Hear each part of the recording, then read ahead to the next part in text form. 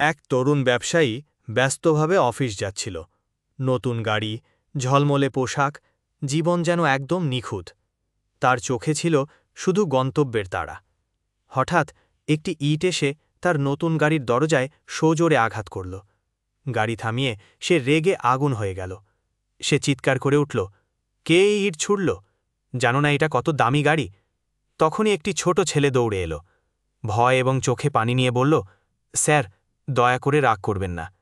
আমি অনেকক্ষণ ধরে চেষ্টা করছিলাম গাড়ি থামাতে। আমার ভাই হুইল চেয়ারে বসা, হঠাৎ পড়ে গেছে, আমি একা তুলতে পারছি না। ব্যবসায়ীর হৃদয় কেঁপে উঠল। সেই ছেলেটির সঙ্গে গিয়ে তার ভাইকে তুলতে সাহায্য করল, গাড়িতে বসিয়ে দিল। ছেলেটি চোখ মুছে বলল, স্যার ধন্যবাদ, আমি আর কাউকে ইট ছুটতে চাই না। ব্যবসায়ী চুপচাপ দাঁড়িয়ে রইল। সে গাড়ির কাছে ফিরে এলো, ইটের দাগটা থাকতেই দিল, কারণ ওই দাগটাই তাকে জীবনের সবচেয়ে বড় শিক্ষা দিয়েছিল। মাঝে মাঝে জীবন আমাদের থামাতে একটা ইট ছুঁড়ে দেয়, মনে করিয়ে দেয় কি আসল আর কি গৌণ। ধন্যবাদ।